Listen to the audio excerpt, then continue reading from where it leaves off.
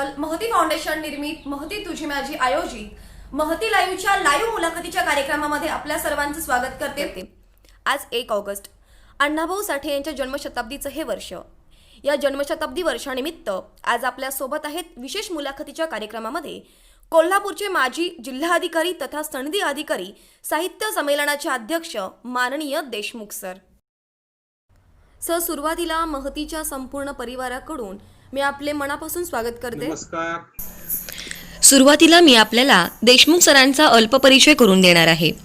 देशमुख सरांचा प्रवास हा ग्रामीण विद्यार्थी ते IAS ऑफिसर पर्यंतचा अत्यंत सर्वांना प्रेरणादायी असा हा प्रवास आहे। प्रशासकीय सेवेमध्ये असताना देखील सरांचा साहित्य व्यासंग हा दांडगा आहे।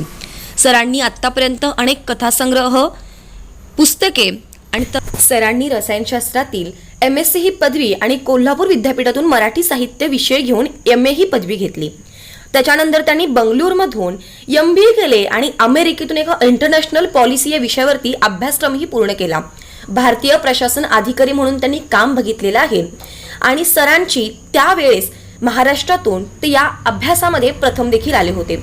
देशमुख सरांचं लिखाण हे संवेदनशील आहे। आपण त्यांच्या काही लिखाणाची पुस्तकांची नावही बघणार आहोत, जसं की सरांचं अखेरची रात्र हे नाटक, अग्निपथ कथासंग्रह, आंतरीच्या गुडगर्भी हे कथासंग्रह, अंधेर नगरी, अन्वयार्थ, कथांजली, कैफी आझमी अशा अनेक कथासंग्रहाचं सरांनी लिखाण केलेलं आहे। या लिखाणासोबतच सरांचं अण्णाभाऊ साठे साहित्यावरती प्रेम तितकंच आहे, पण त्यांचा अभ्यासही त्यावरती दांडगा आहे। सर, माझा तुम्हाला पहिला प्रश्न आहे की आम्हाला खरं तर आपल्या प्रशासकीय सेवेबद्दल जाणून घ्यायचं आहे। आपण एक सनदी अधिकारी म्हणून काम बघितलेलं आहे आणि त्या उल्लेखनीय कामाचा प्रवास आपल्या विद्यार्थ्यांना आणि प्रेक्षकांना आपण काय सांगाल? माझं बोलणं सुरू करण्यात आज दोन महापुरुषाची आपण स्मरण केलं पाहिजे। एक तर भारताचे थोर नेते ज्यांची स्मृती शताब्दी आहे, लोकमान्य टिळक यांना वंदन करतो, कारण महाराष्ट्राची परंपरा या आपल्या पोवाड्यामध्ये अण्णाभाऊ साठेंनी त्यांचं वंदन केलं होतं, हे आपण लक्षात ठेवलं पाहिजे। आणि दुसरी म्हणजे आज अण्णाभाऊ साठे यांच्या जन्मशताब्दीचा चांगला समारंभ होत आहे, म्हणून या दोन महामानवांच्या स्मृतीला मी अभिवादन करतो आणि मग आपल्या पश्चाच्याकडे वळतो। मी मूळचा उस्मानाबाद जिल्ह्याचा आहे, ग्रामीण भागातला आहे, हे आपण आता सांगितलेलं आहे। तिथपासून ते मी IAS झालो, सचिव म्हणून रिटायर झालो आणि म्हणून काम करत आहे, चळवळी करत आहे। हा प्रवास तसा खूप रोमहर्षक होता आणि समाधान देणारा होता की शेवटी माणूस जे जगत असतो ते पोटासाठी जगत नसतो, तर तो जगत असतो समाजासाठी। हे जे भान अण्णाभाऊ साठे आपण सर्वांना दिलेलं आहे, ती देखील माझ्या कार्याची एक प्रेरणा आहे की आपण व्यक्ती म्हणून न जगता आपण समाजासाठी एक उपयुक्त घटक म्हणून जगलं पाहिजे। हे माझं पहिल्यापासून भान होतं माझ्या वाचनातून, लेखनातून। आणि मी ज्या परिसरात होतो तो उस्मानाबाद जिल्हा खूप दुष्काळग्रस्त जिल्हा होता, तिथे गरिबी खूप जास्त पाहिलेली आहे। जरी मी मध्यमवर्गीय असलो तरी जे वातावरण आसपासचं ते गरिबीचं असं होतं, संघर्षाचं होतं। आणि उस्मानाबाद जिल्ह्यामध्ये दुष्काळ आहे, इंडस्ट्री नसल्यामुळे तिथे लोकांना शिक्षण हा एकमेव पर्याय होता उच्च जीवन जगण्यासाठी।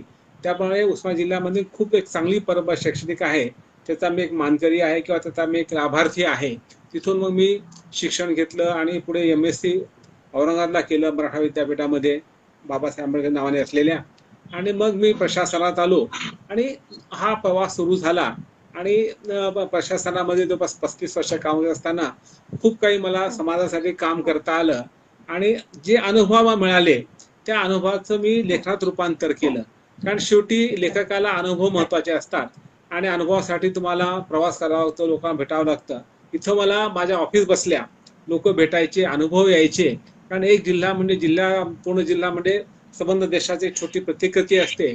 त्या जिल्ह्याचे प्रश्न देशाचे प्रश्न असतात। एका अर्थानं मला संबंध समाजभान येत गेलं असल्यामुळे कदाचित मला चांगलं काम करता आलं आणि चांगलं काम करताना लोक भेटत गेले, लोकांचे प्रश्न कळत गेले आणि हे लोकांचे प्रश्न कळल्यामुळे मला अधिक चांगलं लेखन करता आलं। म्हणजे माझ्यासाठी परस्पर गोष्ट घडलेली आहे।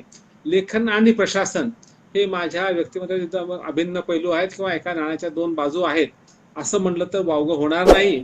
त्यामुळे मी प्रत्येक पदावर आपला ठसा उमटवताना लोकांचे कामं कशी होतील हे पाहिलं आणि लोकांचं समाधान हे महत्वाचं आहे असं पाहिलं. मी कलेक्टर कोल्हापूर कामात असताना जेव्हा माझी बदली झाली तेव्हा तिथल्या मला हमाल वर्गानं सेंड ऑफ दिला, तिथल्या परित्यक्त्या महिलांनी सेंड ऑफ दिला. म्हणजे रोटरी क्लब देणं किंवा मोठ्या उद्योगपतींनी देणं किंवा ऑफिसनं देणं हे तर सगळ्या होत असतं. परंतु हे दोन जे माझे सत्कार समारंभ झाले की एक हमाल पंचायतीने दिला होता, त्या बाबा आढाव आले होते त्या माझ्या सत्कारासाठी, आणि दुसरं म्हणजे मला परित्यक्त्या महिलांनी सेंड ऑफ दिला. तो 300 महिला करता तुम्ही आमच्याशी खूप काम केलं आमच्या भावासाठी राहिला. तर हे दोन मला वाटतं की माझ्या सामान्य माणसाबद्दल जी बांधिलकी होती हे तर द्योतक आहे. मी अधिकारी जरी असलो, अधिकार जरी असले तरी मी माझे पाय जमिनीवर होते आणि माझं पद हे सामान्य लोकांसाठी आहे. तर शेवटी आपलं संविधान आहे की माणसानं समाजाचे काम केलं पाहिजे आणि हे लोक कल्याणकारी प्रशासन आहे. लोकांचं कल्याण मध्ये आपलं कल्याण आहे हे मी भावना ठेवल्यामुळे कदाचित मी इतका यशस्वी झालो असेल. खूपच छान सर. अगदी सर, प्रत्येक विद्यार्थ्यांनी नवतरुणांनी आपल्याकडून हा आदर्श घेतलाच पाहिजे. पण आपल्या या उत्कृष्ट कौशल्याचा ठसा आपण उमटवलाच, एक कर्तव्यदक्ष अधिकारी अशी आता ओळखही निर्माण झाली. पण सर, या सगळ्या व्यापामध्ये आपण साहित्य निर्मिती केव्हा कशी केली? एक जबाबदार अधिकारी ती साहित्यिक प्रवास, हा नक्की प्रवास कधी सुरू झाला आणि या प्रवासाबद्दल आपण आपल्या प्रेक्षकांना काय सांगाल किंवा नवोदित लेखकांना आपण याबद्दल काय सांगाल? जाणून घ्यायचं आहे एक साहित्यिक ते प्रशासकीय अधिकारी. तर मला इथं हे सांगायचं आहे की मी आधी लेखक होतो, नंतर प्रशासक बनलो. एका टप्प्यानंतर 30 वर्ष सर्व्हिस केल्यानंतर रिटायर झालो. 30 वर्षानंतर 60 वर्ष रिटायर व्हावं लागतं आणि प्रशासक काम संपलं मला लेखन चालू. प्रशासक झाल्यानंतर हे संपल्यानंतरही माझं लेखन चालू आहे, कारण ती माझी प्रतिभा आहे, ती माझी अर्ज आहे की मला लोकांना काहीतरी सांगायचं आहे आणि लोकांचे प्रश्न मांडून जे वाचक आहेत त्यांचं प्रबोधन करायचं, रंजन करायचं. ही म्हणून साहित्य ही माझी मूळ जगण्याची प्रेरणा आहेच आणि त्यासाठी माझं वाचन मला खूप उपयोगी पडलं. माझ्या आईमुळे मला वाचनाची गोडी लागली. 5वी पासून पुस्तक वाचतोय आणि डोळस वाचन कसं करावं ह्याचं मला भान येत गेलं आणि त्यातून मला अनेक प्रश्न पडू लागले. त्या प्रश्नाचं उत्तर करताना पुन्हा अधिक वाचन करायचा, अधिक अभ्यास करायचा. मग मी नांदेडला जेव्हा कॉलेजला शिक्षणासाठी गेलो, नांदेडला होतो तेव्हा नरहर कुरुंकर सारखे मोठे विद्वान साहित्यिक हे मला तिथं भेटले आणि ते म्हणजे नांदेडचं एक चालतं होतं, ज्ञानपीठ होतं, विद्यापीठ होतं. त्यांच्यामुळे मला समाजवाद, सेक्युलरिझम, राष्ट्रीय चळवळ ह्या सर्व गोष्टींचं भान येत गेलं आणि मग मी वाचनानं, व्याख्यान ऐकून, चर्चा करून माझा व्यासंग वाढवला आणि मग मी विक्रांतमध्ये काही काळ काम केल्यामुळे मला एक आंदोलनाची सवय लागली. मी आंदोलन करताना, मराठा विकास आंदोलन करताना मी जेलमध्ये पण काही दिवस गेलो होतो, हे मला सांगायचं आहे. त्यामुळे एक सामाजिक माझी जी वाटचाल होती ती घडत गेली आणि मग एका टप्प्यात वाटलं की आपल्याला पुढे काय करायचं, नोकरी करायची का समाजसेवा करायची. तर समाजसेवा केली पाहिजे ही अर्ज होतीच, परंतु घरची परिस्थिती फार सांगितल्यामुळे आपलं नोकरी करणं भाग होतं. म्हणून मी अशी नोकरी निवडायचा प्रयत्न केला की जिथं मला समाजासाठी काम करता येईल. म्हणून मी प्रशासन द्यायचा प्रयत्न केला आणि काही दिवस बँकेत काम केलं. तरी बँकेमध्ये मला लक्षात की आपलं फार काम करता येणार चांगलं. म्हणून मी MPSC परीक्षा पास झालो, पण महाराष्ट्रात पहिला आलो 1983 साली आणि मी डेप्टी म्हणून जॉईन झालो आणि मग पुढे माझी वाटचाल सुरू झाली. आणि मी एका अर्थानं माझी जी नोकरी आहे ती एक NGO सारखी समजतो. फक्त आम्ही पेड NGO असतो. ते NGO लोक समाजाचे काम करतात पैसा न घेता. आम्ही पगार मिळतो, तो पगार आम्ही घेतो तर, परंतु त्याचबरोबर अतिशय स्वच्छ पद्धतीनं कारभार करून लोकांचे प्रश्न सोडवायचा प्रयत्न केला पाहिजे ही माझी भावना होती आणि तसं मी पहिल्या दिवसापासून आजपर्यंत मी वागायचा प्रयत्न केलेला आहे. अगदी तुम्हाला उदाहरण देतो किती माणूस काम करू शकतो. तर माझ्या पहिल्या पोस्टिंग मध्ये मी मांडला तहसीलदार म्हणून 4 महिने होतो प्रोफेशनल पिरियड मध्ये. तर तेव्हा बरीच जुनी गोष्ट आहे, तेव्हा दळणाचे दर वाढले, त्यांनी 5 पैशाचे 25 पैसे केले आणि लोकांनी आंदोलन केलं, मोर्चा केला किंवा इतके परवडणार नाहीत. तेव्हा 25 पैसे फार जास्त वाटायचे. तर तेव्हा खरं तर हे आपलं व्यक्तिगत खाजगी गिरड्या होत्या, त्याला काम करता असतं, परंतु हा सामाजिक प्रश्न आहे, गरिबांचा प्रश्न आहे, म्हणून त्याची चर्चा करून त्यांचे दर कमी केले. 5 पैसे फक्त तुमच्या किती तुमचा खर्च वाढला विजेमुळे 9 पैसे झाला, मग तुम्ही 10 पैसे ठेवा. असं केलं म्हणजे हे एक चांगला समाजाचा दृष्टिकोन असणारा अधिकारी असेल तर कुठल्याही सामाजिक प्रश्नाने तो आपलं लक्ष घालू शकतो आणि त्या ठिकाणी लोकांना दिलासा देऊ शकतो. एक छोटं उदाहरण आहे. असे खूप काही गोष्टी केलं आणि त्यामध्ये मला खूप अनुभव येत गेले आणि मग माझी वाटचाल पुढे सुरू झाली खूपच छान सर. कामाबद्दलचा. सामाजिक बांधिलकी एक उदाहरण दिलं होतं. तर 2 गोष्टी सांगतो की आपल्याकडे स्त्री पुरुष विषमता आहे ही कल्पना आहे आपल्याला. तो सुद्धा एक अतिशय जाणकार अशी म्हणजे हुशार मुलगी असल्यामुळे कल्पना असेल तर ह्याचे अनेक पैलू आहेत. त्यातला एक पैलू म्हणजे ढासळता सेक्स रेशो, म्हणजे स्त्री पुरुषाचं प्रमाण कमी असणं, की प्रत्येक 1000 पुरुषामागे मुलामागे किती मुली आहेत तर किमान 960 असले पाहिजे असं दंडक आहे, असा एक संकेत आहे. कारण स्त्रिया थोडी जास्त जगतात पुरुषापेक्षा, म्हणून 1000 पुरुषामागे 960 स्त्रिया पाहिजेत. परंतु ह्या सोनोग्राफी टेस्टमुळे गर्भात लिंग चाचणी होती गर्भाची आणि ती मुलगी असेल ती पाडली जाते आणि हे प्रमाण भारतामध्ये खूप वेगळ्या. भारतामध्ये मुलगा म्हणजे वंशाचा दिवा, मुलगी म्हणजे कर्ज हुंड्याची गोष्ट म्हणून तिला अनेक ठिकाणी येऊ दिलं जातं, तिला पोटात मारलं जातं. माझी काही कथा संग्रह सावित्री गर्भात मारायला गेली तर त्यामध्ये अनुभव लिहिलेला आहे. तर मी कोल्हापूरला करत असताना त्या ठिकाणी हे प्रमाण अत्यंत कमी झालं.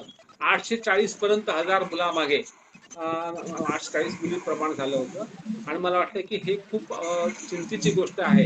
संख्यात्मक देखील आपली समानता नसेल तर मग गुणात्मक समानता कशी येऊ शकणार. म्हणून मी त्या ठिकाणी सेव्ह द बेबी गर्ल नावाचा एक उपक्रम सुरू केला. तो यशस्वी झाला. आज त्या ठिकाणी आज भारताची जी सरासरी आहे मुलींचं प्रमाण त्याच्यापेक्षा 10% प्रमाण जास्त आहे कोल्हापूरचं आणि त्याबद्दल मला अनेक पारितोषिक मिळाले. पण त्या पारितोषिकापेक्षाही मला पंतप्रधान सत्कार केला ह्यापेक्षाही मला असं वाटतं की मी काही हजार किंवा काही लाख मुली ज्या जन्माला आल्या नसत्या, मी जर प्रयत्न केला नसता त्या जन्माला आल्या, हे मला फार मोठं काम वाटतं. मला वाटतं हे एक अतिशय मोठं क्रांतिकारी काम मी करू शकलो एक प्रशासकीय अधिकारी असून चौकटीमध्ये, तर मला वाटतं आनंद वाटतो आणि असं अनेक काम केले. परंतु हे एक उदाहरण तो फक्त दिलं. आता तू जेव्हा प्रश्न विचारली की बाबा तुम्ही कसं बघता अण्णाभाऊ साठेकडे, तर मी तुम्हाला हे सांगतो की मी 2018 साली अखिल भारतीय मराठी संघटनेचा अध्यक्ष झालो.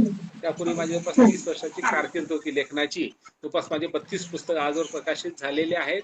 त्यात कथा आहे, कादंबरी, नाटक आहे, नॉन फिक्शन आहे, ललित साहित्य आहे आणि प्रशासकावर देखील मी 2 पुस्तकं लिहिले. तर प्रशासनमा आणि बखर भारतीय प्रशासनाची, कारण ते देखील फार महत्वाचं आहे, कारण शेवटी प्रशासन जीवनाचा महत्वाचा अंग असतं.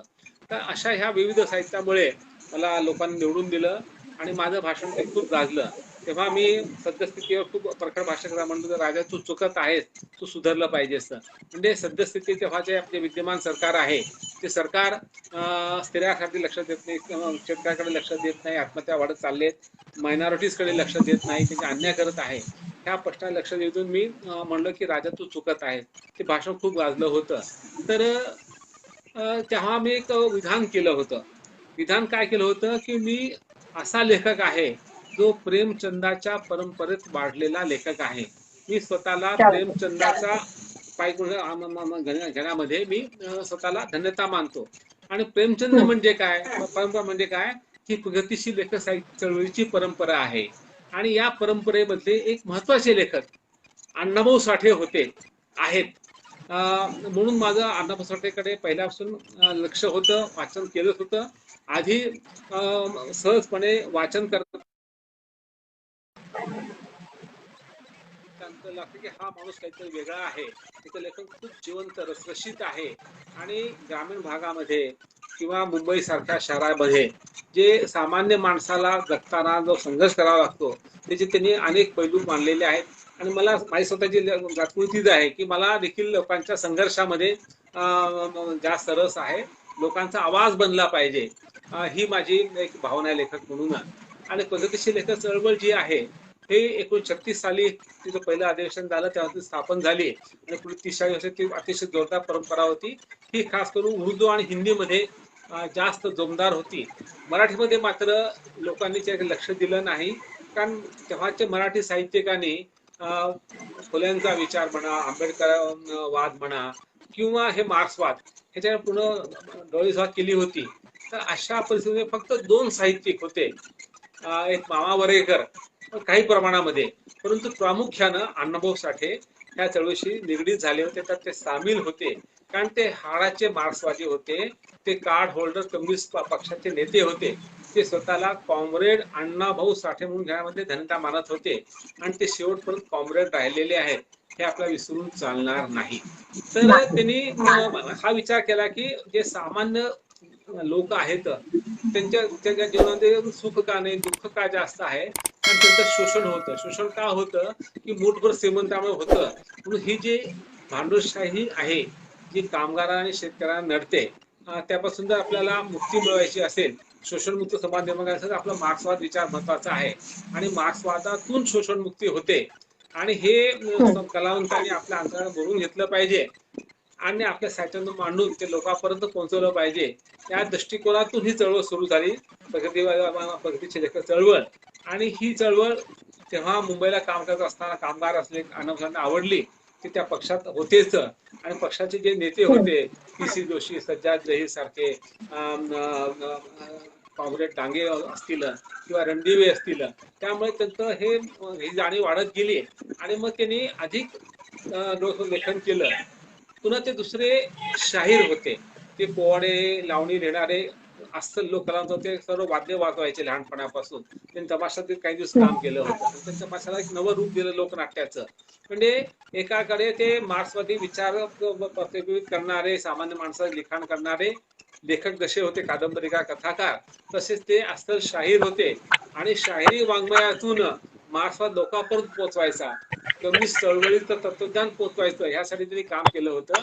1944 साली त्यांनी अमर शेख आणि द.ना. गवाणकरांनी लाल बावटा कला पथक स्थापन केलं आणि अक्षरशः पूर्ण महाराष्ट्र पिंजून काढला आणि लोकांना त्यांनी मार्क्सवाद काय हे सांगितलं. त्या काळात प्रगती चळवळीचे जे अध्यक्ष संस्थापक सदस्य होते, सचिव होते, सज्जाद जहीर, हे फार मोठे उर्दू लेखक आणि कम्युनिस्ट नेते होते.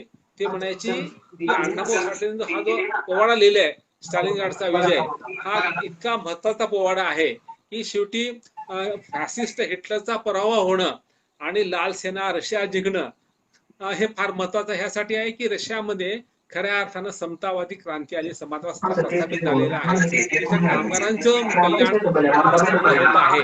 म्हणून त्यांनी महत्व दिलं होतं. आणि जेव्हा अशा पद्धतीनं त्यांचे पोवाड लोकांसमोर आले, त्यांनी अनेक पोवाड लिहिले आणि त्यातून मार्क्सवाद विचार सांगितला होता. त्यांचा एक पोवाडा फार प्रसिद्ध आहे, तो म्हणजे शेतकऱ्याबद्दलचा, तेलंगणचा मुक्ती संग्राम. त्यामध्ये आपल्या कल्पना असते की हैदराबाद जेव्हा राज्य होतं, निजामात राज्य होतं, त्या ठिकाणी कम्युनिस्ट पार्टीने 1945 साली सशस्त्र क्रांती चळवळ सुरू केली होती. आणि अण्णाभाऊ साठे असे चांगष्ट झाली पाहिजे जमीनदारी, ह्यासाठी हा लढा होता. आणि ह्या लढाईचं ह्याला खूप आकर्षण वाटलं म्हणून त्याने एक पोवाडा लिहिला. तो पोवाड्याची तुम्हाला 2 गोळी वाचून दाखवतो. कल्पना येईल की अण्णाभाऊ जे भान होतं ते किती वैश्विक भान होतं. ते भान असं होतं,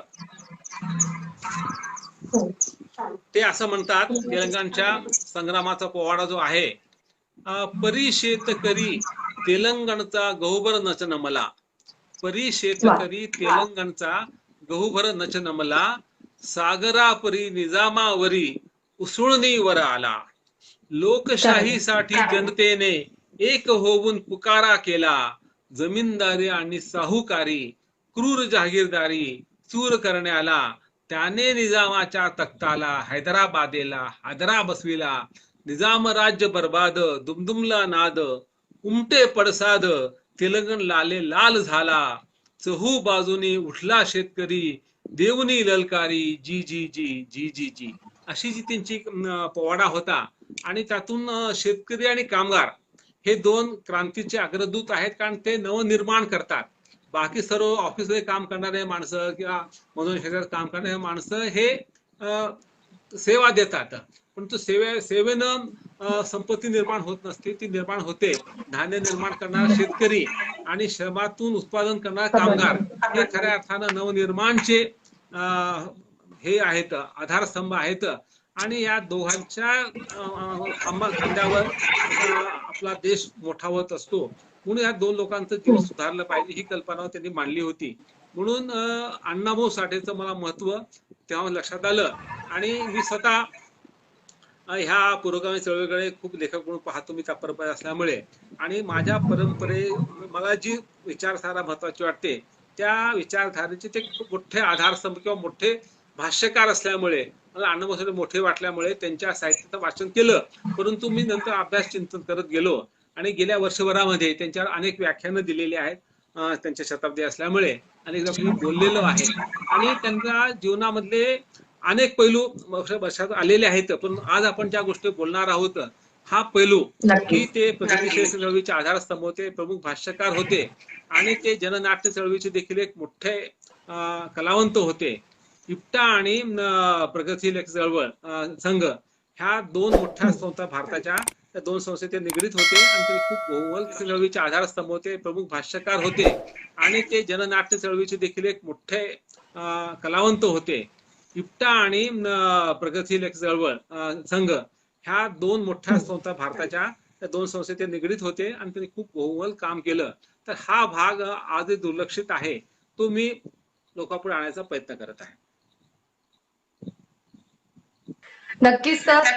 तर एकंदरीत सुरुवातीला ज्या पद्धतीने तुम्ही सांगितलं की प्रशासकीय सेवेतला सर्वात महत्त्वाचा अनुभव तो म्हणजे कोल्हापूरचा आणि तर मी कोल्हापूरचे कोल्हापूरचे जिल्हाधिकारी होता आणि आज मी मुलाखत घेते तर यापेक्षा माझ्यासाठी सुदैवाची गोष्ट कोणतीच नाही. कारण की मला सुद्धा प्रसंग आठवतो जेव्हा तुम्ही हा आधी आहे जेव्हा चालू केलं तेव्हा शाळेमध्ये आम्ही सुद्धा तेव्हा हा उपक्रम चालवण्याचं काम करत होतो. आम्हाला आमचे शिक्षक सांगत होते हा उपक्रम आपल्या जिल्हाधिकाऱ्यांनी चालू केलेला आहे. हा उपक्रम आता देशभरामध्ये चालू आहे तर विद्यार्थ्यांनी याचं काम केलं पाहिजे आणि सर्व मुलींकडून मी असं म्हणेन की आम्हाला तुमचा अभिमान तर आहे पण धन्यवाद म्हणावे की तुमच्या कोवळ्या मुलींच्या जीव असलेले त्या कोवळ्या मुली सुद्धा स्वतः सुद्धा प्रशासकीय सेवेमध्ये येण्याचे स्वप्न बघत आहेत. खूप छान सर अनुभव आहे, माझ्यासाठी स्पेशल अनुभव आहे की मुलाखत घेण्याची संधी मला मिळत आहे. सर याच्या पुढे मला असं विचारायचं आहे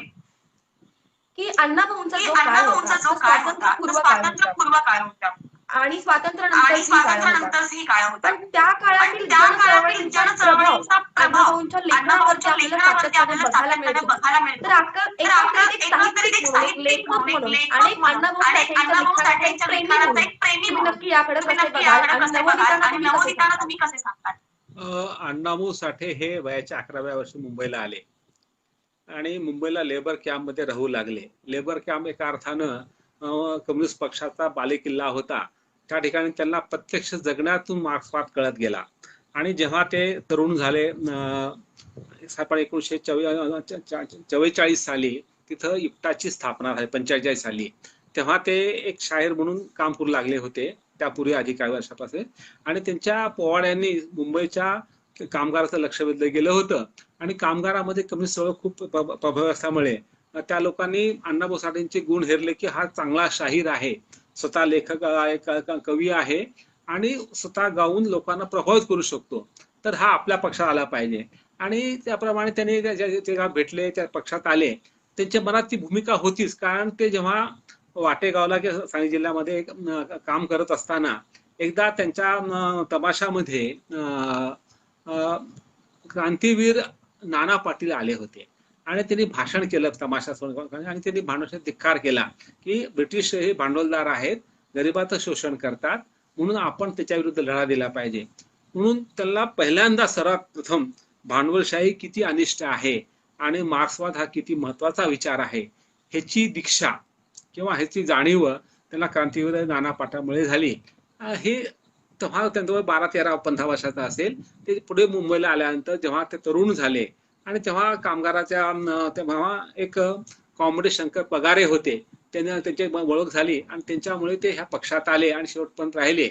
आणि मग त्यांच्या सांगण्यावरून त्याने पहिलं अकलेचा अवघ लिहिला आणि त्या प्रयोग झाला. त्या प्रयोगाला श्रीपाद अमृत डांगे हे मोठे कम्युनिस्ट नेते, PC जोशी ज्यांनी ही इप्टाची चळवळ सुरू केली ते नेते होते, रणदिवे आले होते आणि त्यांनी हे म्हणलं की हा अतिशय महत्वाचा कलावंत आहे, हा आपल्यावर त्यांनी काम केलं पाहिजे. आणि त्याने त्या आपल्या पंखाखाली घेतलं, त्याला ग्रूम केलं. खरं तर अण्णाभाऊ साठे फारसे शिकल्यानंतर कल्पना आहे, फक्त दीड दिवस शाळेत गेले होते, परंतु त्यांनी 36 पुस्तक लिहिले आणि जगातल्या जवळपास 2 डझन भाषेमध्ये त्यांचं साहित्य गेलेलं आहे. भारतातला असा इतका जास्त ठिकाणी पोहोचलेला लेखक फार कमी आहेत. महाराष्ट्रात दुसरा कोणीच नाहीये. परंतु त्यामुळे ते जगण्यातून त्यांना, संघर्षातून त्यांना मार्फत कळत गेला आणि ते कलावंत असल्यामुळे लोकांशी कसा संवाद साधायचा, लोकशाहीर असल्यामुळे मग त्यांनी पोवाडा सुरू केला. आता म्हटल्याप्रमाणे तुम्हाला उदाहरण दिलं, स्टॅलिनग्राडचा पोवाडा असेल, बर्लिनचा विजय हा पोवाडा असेल, किंवा आता त्याचं उदाहरण तुम्हाला 4 ओळी ऐकवल्या, तो तेलंगणचा शेतकरी संग्रामाचा पोवाडा असेल. ह्या पोवाड्यातून त्यांनी जनप्रबोधन केलं आणि त्यामुळे ते कम्युनिस्ट पक्षामध्ये खूप लोकांचे आवडते झाले. आणि तेव्हा मुंबईला ही परदेशी लेखक चळवळीची शाखा सुरू झाली होती. त्या ठिकाणी ते काम करू लागले आणि 1945 साली तिथं इप्टा म्हणजे people's theatre, Indian people's theatre association स्थापन झाली. जननाट्य मंच हा स्थापन झाला. हा मागची जी भूमिका होती की हे आपले जे भारतीय कला आहेत, तमाशा असेल, वग असेल, गरबा असेल किंवा यक्षगान असेल, भारताच्या अनेक प्रांतात, प्रत्येक प्रांतात एक लोककला आहे, किंवा भांगडा असेल, ह्या सर्व लोककला लोकांचं रंजन करतात. आणि ह्या लोककलावंताला जर आपण मार्क्सवाद शिकवला तर ते आपला शोषणमुक्तीचा जो संदेश आहे, मानवमुक्ती संदेश देऊ शकतील. म्हणून अशा सर्व लोकांना त्यांनी एकत्र केले PC जोशींनी आणि इप्टाची स्थापना केली. तुम्हाला आश्चर्य वाटेल, हे नाव कोणी दिलं असेल पीपल्स थिएटर? प्रसिद्ध शास्त्रज्ञ होमी भाभानं दिलं, अणुशास्त्रज्ञ त्यांनी नाव दिलेलं आहे. आणि 45 साली मुंबईला परदेशी लेखक चळवळीचं एक संमेलन भरलं होतं, 4थं अधिवेशन. ते बहुभाषिक होतं. त्यांनी त्या ठिकाणी 5 अध्यक्ष निवडले. मराठीसाठी श्रीपाद अमृत डांगे होते, हिंदीसाठी पंडित राव सांतकत्तन होते, मल्हादाबादी होते, आणि इतर 2 प्रांताचे, बंगालचे आणि पंजाबचे लेखक होते. आणि त्या कारण हे सर्व मुंबईला ह्या सर्व प्रांतातून आलेले कामगार होते आणि त्याच्याही काम करायचं होतं. त्यामुळे इप्टा आणि प्रगतीशील लेखक चळवळ हे हातात घालून काम करत होते. म्हणजे प्रगतीशील लेखक चळवळ कोण कोण होते? खूप मोठमोठे लेखक कलावंत होते. फैज अहमद फैज होते, साहिल लुधियानवी होते, कैफी आजमी होते, मामा वरेकर होते, त्यानंतर हिंदीमध्ये प्रेमचंदजी होते, अज्ञे सारखे मोठे कलावंत होते. इप्टामध्ये कोण होते? बलराज साहनी होते, शैलेंद्र होते, प्रेम धवन होते, इतर सलील चौधरी होते. आणि दोन्हीमध्ये कॉमन काय होतं? ते होतं अण्णाभाऊ साठे. त्याचे लेखक होते, यांच्या बरोबरीचे प्रेमचंदाच्या बरोबर वावरणारे, सज्जाद कविता लिहिणारे असतील, प्रेम धवन असतील, बलराज साहनी सारखे कलावंत असतील, एकी अंग कलावंत असतील, त्यांच्या बरोबर कलावंत म्हणून, शाहीर कलावंत म्हणून काम करणारे होते. आणि त्यामुळे त्यांचा मान तसा चांगला होता. आणि बलराज साहनीनंतर ते इप्टाचे अध्यक्ष झाले. इप्टा ही भारतातल्या सगळ्या कलावंतांची मोठी संघटना होती. त्यामध्ये सिने कलावंत होते, पृथ्वीराज कपूर होते, राज कपूर होते, देवानंद होता, त्यानंतर एकी हंगल सारखे कलावंत होते. नंतरच्या काळामध्ये संजीव कुमार होता, त्यानंतर फारुख शेख त्यांनी 10 वर्षात त्यात काम केलं होतं. असे हे कलावंत होते. आणि ह्यामध्ये दरवर्षी अध्यक्ष नावा निवडला जायचा. त्यात अध्यक्ष म्हणून अण्णाभाऊ साठे 1 वर्ष अध्यक्ष होते आणि 2 वर्ष उपाध्यक्ष होते. म्हणजे त्यांचे खूप मोठं स्थान होतं आणि ह्यांनी खूप कॉन्ट्रीब्युट केलं. तर त्यामध्ये त्यांनी मुंबईमध्ये जे कामगार होते, तसं खेडेगावामध्ये अस्पृश्यता होती, दलितांना गाव कुसाबाहेर ठेवलं जायचं आणि दलित शब्द हा अण्णाभाऊ साठे वापरायचे. म्हणजे सर्व समाजातले जे वंचित पीडित आहेत, ज्यांचं शोषण होतं, हे बहुसंख्य आहेत, बहुजन आहेत आणि मूठभर लोक त्यांचं शोषण करतात, असे दलित. तर ह्या दलितांना लहान गावामध्ये शिक्षण नव्हतं, रोजगार नव्हता, पोट भरता येत नव्हता, म्हणून त्यांचं अन्याय होतं, ते शोषित होते. मुंबईला त्या आले पोट भरायला, आपण कामगार झालं आपल्याला काहीतरी चांगलं जीवन जगता येईल. पण मुंबईला देखील त्या काळामध्ये कामगार खूप शोषण व्हायचं. म्हणजे जसं खेडेगावामध्ये शेतकऱ्यांना जमीनदार लुबाडायचे, दलितांना सवर्ण लुबाडायचे, त्याप्रमाणे शहरामध्ये कामगारांना भांडवलदार मालक लुबाडायचे. त्यामुळे हा प्रश्न खूप व्यापक आहे असं त्याने केलं. आणि कामगारांची जी समस्या आहे, श्रीमंत गरिबाची आहे, तर त्याने एक मुंबईची लावणी नावाची एक त्यांनी कविता लावणी लिहिली होती. त्या लावणीमध्ये त्यांनी गरिबी श्रीमंतीचा तो फरक आहे तो इतका चांगला सांगितला होता. तो ते असं म्हणतात त्या लावणीमध्ये अण्णाभाऊ साठे, मुंबईत उंचावरी, मुंबईत उंचावरी मलबार हिल इंद्रापुरी, तिथं आपले राज्यपालाचं घर आहे, गव्हर्नर हाऊस आहे, सह्याद्री हा आपला गेस्ट हाऊस आहे, मंत्र्याचे बंगले आहेत आपल्या मुंबईला. मुंबईत उंचावरी मलबार हिल इंद्रापुरी, कुबेराची वस्ती तिथं सर्व सुख भोगती. आणि तुम्ही थोडं पुढे आलं तर काय होईल, परळात राहणारे, गिरगावात राहणारे, रात्रंदिन राबणारे, रात दिन राबणारे, मिळेल ते खाऊनी घाम गाळती. असा जो फरक आहे, एकीकडे इंदिरासारखं ते ऐश्वर्य संपन्न जीवन मलबार हिलचं, मरीन ड्राईव्हचं, साऊथ मुंबईचं, आणि त्याप्रमाणे थोडं पुढे हे का गिरणी कामगार जिथं राहायचे, लालबागला, परळला, गिरणगावला, दादरला, इकडे पुढे यायचे, ह्या ठिकाणी कामगारांना किती घाम लागते, पोटात मिळत नव्हतं. हा त्यांनी फरक सांगितला होता. आणि त्यातून त्यांनी आपला संदेश जो दिला तो फार महत्वाचा होता. त्यांच्या साहित्यामध्ये जो विचार तिने मांडलेला आहे तो खूप महत्वाचा आहे. त्यांचे 4 विचार किंवा 4 त्यांचे प्रमुख मत सांगतो. म्हणजे अण्णाभाऊ साठे हे किती साहित्यामध्ये विचार करत होते, विचारवंत होते कळेल. ते असं म्हणत, त्यांचं वाक्य खूप प्रसिद्ध आहे, सर्वांना माहित आहे, हे जग, ही पृथ्वी शेषनागाच्या फडावर तरली नाही, तर ती शेतकऱ्याच्या कामगारांच्या हातावर पेरली गेलेली आहे. म्हणजे हे जग, ही पृथ्वी शेषनागाच्या फडावर तरली नाही, तर ती शेतकऱ्यांच्या आणि कामगारांच्या हातावर पेरली गेलेली आहे. ते असं म्हणतात. दुसरा विचार फार होता, तो प्रगतिशील लेखक चळवळीचा होता विचार, साहित्याला केवळ कल्पनेचे पंख पुरेसे नसतात. साहित्याला केवळ कल्पनेचे पंख पुरेसे नसतात, त्याला वास्तव जीवन दर्शनाचे पाय पण असावे लागतात. त्याने एकदा गमतीने असं म्हणलं होतं, जे हौसेने उपवास करतात त्यांच्या साहित्यात विनोद येतो. जे हौसेने भरलं पोट आहे तेव्हा तरी उपवास करायचा, पोटाला आराम मिळावा म्हणून त्यांच्या साहित्यामध्ये विनोद निर्माण होतं. ज्यांना शोषणामुळे भूक राहावं लागतं त्यांच्या साहित्यात क्रांतीच्या ठिणग्या उडू शकतात. आणि ते म्हणायचे की शेवटी ही सामान्य जनता जी आहे ही फार महत्वाची आहे. ही जनता अमर आहे आणि तिचा विजय निश्चित होणार आहे.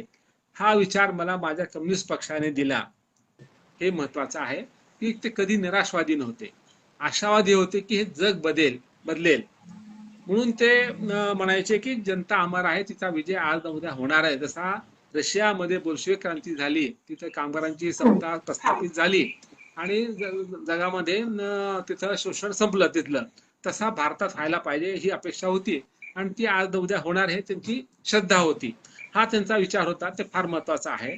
आणि त्यामुळे त्याने इप्टामध्ये आपलं जे पोवाडे, लावण्या लिहिल्या त्या यासाठीच लिहिल्या.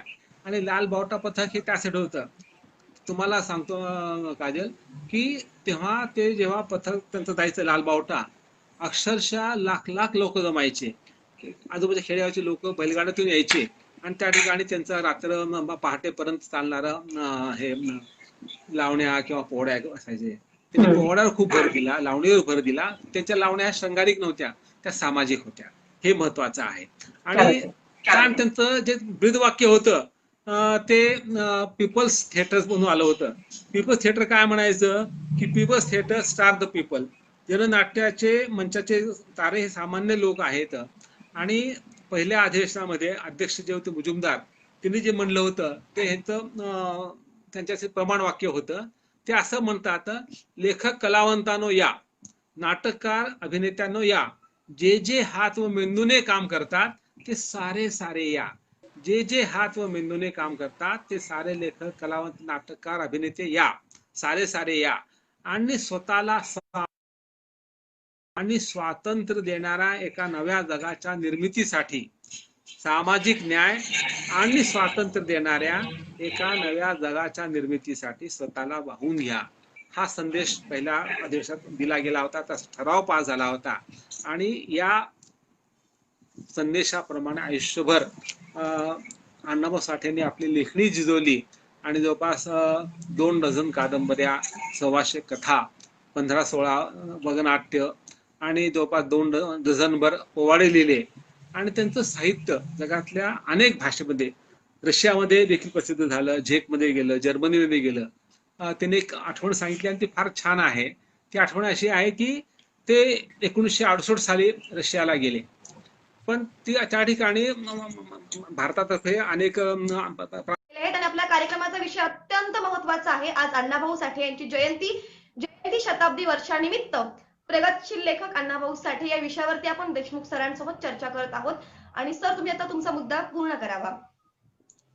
तर अण्णाभाऊ साठे हे वैश्विक भानाचे लेखक असल्यामुळे त्यांचं साहित्य जगातील सर्व लोकांना आवडायचं.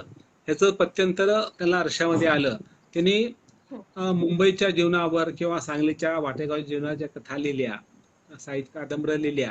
त्या तिथं का आवडत असतील लोकांना? कारण शेवटी जगामधील जे शोषित माणसं आहेत त्यांचे सुखदुःख समान असतात, जे शोषण करतात ते समान असतात. त्यामुळे त्या लोकांना साहित्य आतील झालं होतं. जसं अण्णाभाऊ साठेंना मॅक्झिम गोर्की आवडायचे, कारण त्यांची आई कादंबरी आवडायची, कारण ते वैश्विक ती आई होती. आणि आई मुळात कथा गाते आणि एक कामगार आई कशी वागते हे ते चित्रण असल्यामुळे त्यांना ते आवडलं होतं. आणि ते आपल्याला ते स्वतःला आपले शिष्य मानायचे, त्यांना गुरु मानायचे मॅक्झिम गोर्कींना. त्यांच्या खोलीमध्ये त्यांच्या पुतळा होता मॅक्झिम गोर्कीचा, आणि त्या पुतळ्याखाली ते लिखाण करायचे.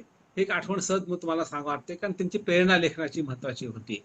आणि ह्या दोन्ही एक लेखक आणि लोकांपुढे शाहिरी वाङ्मय प्रस्तुत करणारा, खड्या आवाजामध्ये बोलणारा, वाद्य वाजवणारा असा हा बहुढंगी म्हणजे सर्व गुणसंपन्न असा एक साहित्यिक कलावंत होता.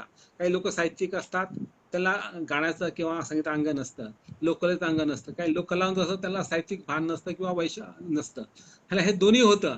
आणि तिसरी गोष्ट म्हणजे त्यांना एक स्वतःचा ठामसा विचार होता, मार्क्सवादी विचार होता. आणि ह्या विचारातून ते पुढे गेले. आणि त्या काळात 1940-50च्या काळामध्ये त्यांचं लेखन सुरू भरात असताना तेव्हा मराठीमध्ये वाद चालले होते. कलेसाठी कला की जीवनासाठी कला, नाशिक फडके आणि खांडेकर दोघे रंजनवादी, बहुजनवादी, अभिजनवादी प्रवृत्तीचे होते. साहित्य संमेलन म्हणजे मनोविश्लेषण, टोकदार अभिव्यक्ती अशा गोष्टीमध्ये अडकलं होतं. त्यामुळे ते सामान्य माणसं फारसं आवडलं नाही, कारण सामान्य माणसाला आपल्या जीवनाचं प्रतिबिंब त्यात पडलेलं असं वाटत नव्हतं. आणि त्यांना आता प्रेरणा मिळते की शेवटी वाचताना रंजन हवं असतं, त्यापासून काहीतरी जीवन दर्शन हवं असतं. हे जीवन दर्शन हे त्यांना जर मिळत नसेल ते साहित्य त्यांना आवडत नाही. तर अण्णाभाऊ साठेंनी जीवन दर्शन देणारं साहित्य दिलं. ते लोकांचा आवाज बनले आणि लोकांना त्यांनी विचार दिला, लोकांना त्यांनी क्रांती प्रवण केलं, कृतीसाठी उद्युक्त केलं. हे त्यांचं मोठेपण होतं. परंतु त्याला लक्षात आलं की मार्क्सवाद विचार हा महत्वाचा आहे. जोपर्यंत शोषक आणि शोषित आहे तोपर्यंत हा विचार अमर आहे. परंतु हा भारतामध्ये पुरेसा नाही, कारण भारतामध्ये केवळ वर्ग नाहीत, ह्या इथं जात देखील वास्तव आहे. म्हणून वर्ग विग्रहाला, जाती अंताच्या लढाईची आपण जोड दिल्या विना आपल्या भारतामध्ये शोषण शक्य नाही. कारण भारतामध्ये जात ही सर्वात मोठी शोषण करणारी एक संस्था आहे म्हणून निर्माण केलेली. तिच्यावर घावा घातला पाहिजे. आणि तिच्यावर घावा घालणारे, मनुस्मृतीचं दहन करणारे डॉक्टर आंबेडकर असल्यामुळे, ज्यांनी संविधानचं निर्माण केलं असल्यामुळे मग 1950 नंतर अण्णाभाऊ साठे हे आंबेडकर विचाराकडे वळले आणि त्यांनी आपल्या साहित्यामध्ये मार्क्सवाद आणि आंबेडकरवाद ह्याचं अतिशय सुंदर मिश्रण केलं. म्हणून ते नेहमी म्हणायचे की लाल सलाम आणि जय भीम. आणि त्यांचे जे महत्वाचं जे काव्य आहे आंबेडकर वारल्यानंतर लिहिलेलं, मग जग बदल घालून घाव मग सांगून गेले भीमराव, की ही अतिशय महत्वाची रचना आहे, ती त्यांची श्रद्धांजली होती.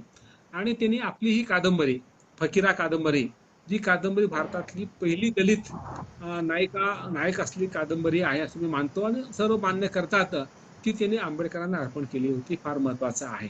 म्हणजे ते मार्क्सवाद त्यांनी सोडला नाही, मार्क्सवादाला त्यांनी एक विस्तार दिला. म्हणून मला वाटतं की त्यांचं जे सर्वात मोठं कॉन्ट्रीब्युशन आहे, ज्याच्यावर फार विचार झाला नाही, संशोधन झालं नाही, लिखाण झालं, ते म्हणजे प्रगतिशील चळवळीला त्यांनी एक दलित भान दिलं.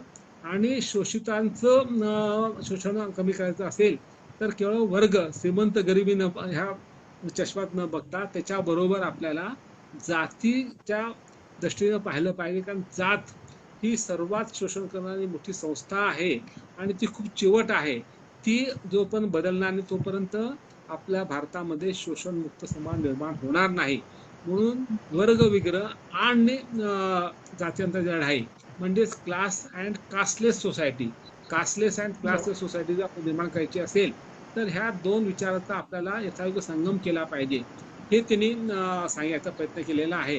आणि हा अतिशय महत्त्वाचा विचार होता. त्यांनी अनेक लेख लिहिले, तर तसे ते त्यांनी असे ग्रंथ लिहिले नाहीत चिंतनशील असे, पण त्यांनी जे भाषणं दिले, काही लेख लिहिले युगांतरमध्ये, लोक लढ्यामध्ये, त्यातून आणि त्यांच्या कादंबरीच्या ज्या प्रस्तावना लिहिल्या आहेत त्या आपल्याला सांगता येतं की विचार करता की त्यांचा विचार त्या दिवशी चालला होता. परंतु त्यांचं हे लेख म्हणा, त्यांचे विचार म्हणा, हे इतर भाषेपर्यंत पोचले नाहीत त्या काळामध्ये. हिंदीमध्ये गेले असते तर काही आणखी मोठे झाले असते, परंतु तो विचार त्यांना कुठं तेव्हा झाला नाही. त्यामुळे देशात चळवळ काही नंतर थांबली किंवा कुंठित का झाली आणि त्यात नवा प्रभाव आला नाही. नवा प्रभाव त्यांनी ताकद अनुभव साठवला होती. हा विचार होता की जातीय लढाई आहे त्या आपण त्याचा जोड दिली पाहिजे.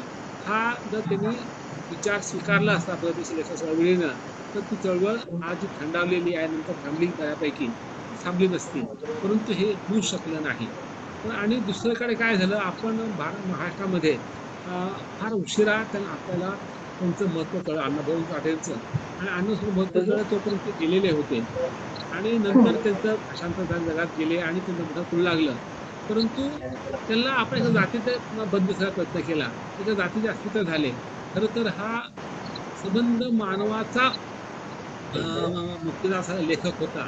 ते वैश्विक लेखक होते, मानव लेखक असल्यामुळे अवघ्या मानवजातीला कमीत लेखक होते. पण ते एका जातीमध्ये धर्माच्या बंदिस्त करण्याचा प्रयत्न झालेला आहे किंवा काही लोक करत असतात, तो चुकीचा आहे. ते सर्वांचे आहेत, त्या सर्वांनी त्यांचं मोठं ओळखलं पाहिजे, हे महत्वाचं आहे. परंतु होत नाही. म्हणून मला वाटतं की त्यांचा जो पैलू आहे